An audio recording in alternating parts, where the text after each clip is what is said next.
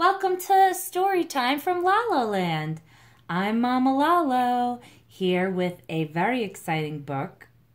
It's very exciting to me because we've had some really stormy weather lately, and so I think this story relates to that a little bit. It's called The Rhino Who Swallowed a Storm by LeVar Burton.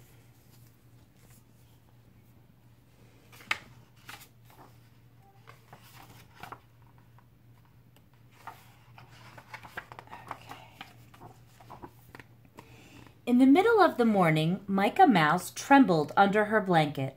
A storm boomed outside her window. You could see the lightning strike right there and the rain coming down. Rain crashed against the glass. Wind rattled the shutters. More than anything else, Micah was afraid of storms. A year before, a powerful hurricane had destroyed her home. "I'm scared, Papa," she said. "We are safe, Micah. This storm will pass soon," said Papa. "Would you like me to read you a story? I know just the one to help you feel better." Micah loved books, and Papa's gentle voice soothed in a way that made her forget all about the thunder. Papa opened the book and began. "Long, long ago, before there were words, animals roamed in bountiful herds. Little Rhinoceros lived happy and free, exploring mountains and meadows, rivers and trees. His world was delightful and chock full of magic, until out of the blue, the magic turned tragic. A storm swept through the valley, turning bright sky to black. A flash flood came raging, no time to react.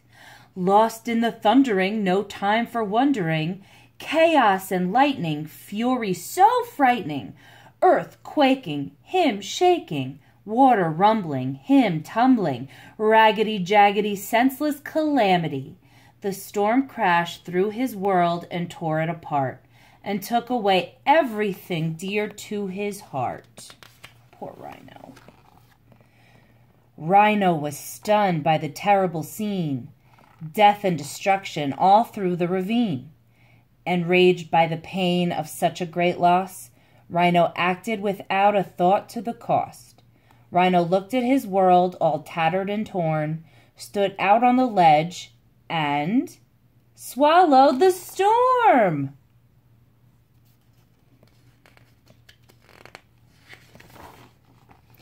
Inside his belly, he felt the storm growing. Inside his head, he heard howling and blowing.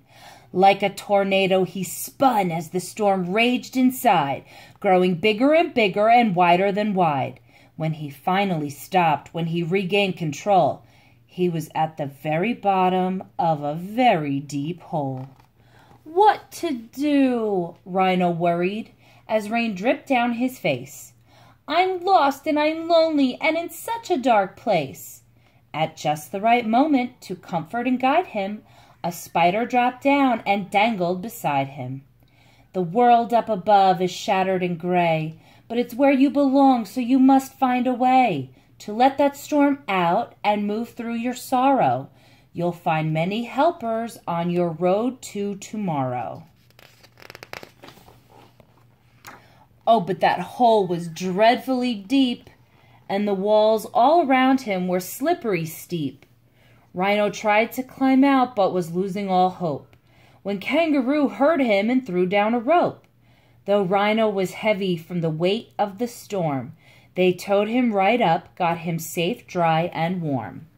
"We're strong and steady and always ready. When danger strikes, we hop to it. Fire or flood, snow or mud. When help is needed, we'll pull you through it." Watching those heroes do what they did best gave Rhino the strength to set off on his quest.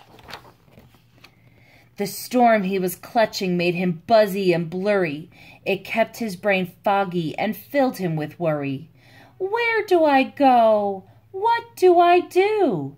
How will I ever make it through?" After every dark night, there comes a new day. "Be kind," the bee says. Do your best, and you'll find your way. Up comes the sun. There are steps to complete. There isn't a map, just follow your feet. Rhino followed his feet to a wallowing spot, where he plopped on a rock and had a deep thought. I'm tired of caging the wind and the rain, exhausted from holding this anger and pain. We're all on this earth to learn and to grow, a wise old tortoise chimed in from below. Allowing yourself to start feeling your feelings is the very first step on the journey toward healing. It doesn't much matter if you're fast or you're slow. If you want to move forward, just trust and let go. Rhino shook and shimmied and stomped in the muck, and just as he hoped, that storm came unstuck. At first, one little raindrop leaked out of his eye. Then Rhino let go and had a good cry. His tears formed a river that flowed to the sea, where a pod of whales swam happy and free. I do feel better, Rhino thought as he drifted. Then up swam a whale, and Rhino was lifted. If you ever feel blue, the whale said with a spout, remember to breathe. Breathe in and breathe out. Sing your own song and take it deep, deep, deep. Then rise above with a joyful leap. As he floated home on a gentle wave, Rhino felt calm and strong and brave. His vision was clear like the sky above, and he looked at his world through eyes filled with love. He thanked the kind spider and the brave kangaroo, and all of the others who'd helped him through. He was glad to know that if he ever lost hope, they'd lend him a hand or throw him a rope. He had journeyed his journey a very long way to find the light in a world turned gray. He'd swallowed a storm with no thought to the cost. He felt all alone. He'd been tumbled and tossed. Life would bring changes, beginnings and ends, but he had faith in himself and faith in his friends. As they curled up together, he felt loved and protected, and he dreamed of a world that was safe and connected. He understood now it was love that mattered.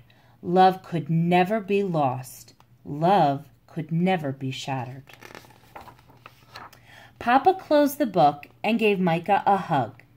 I know it was scary when our home was destroyed last winter, said Papa. Bad things happen sometimes, and we can't always control that. But we had lots of helpers, said Micah, just like Rhino did. That's right, little one, Papa said in his gentle way. You're never really alone when bad things happen. There are family and friends, even people we don't know, who are always there to help us through tough times. The end.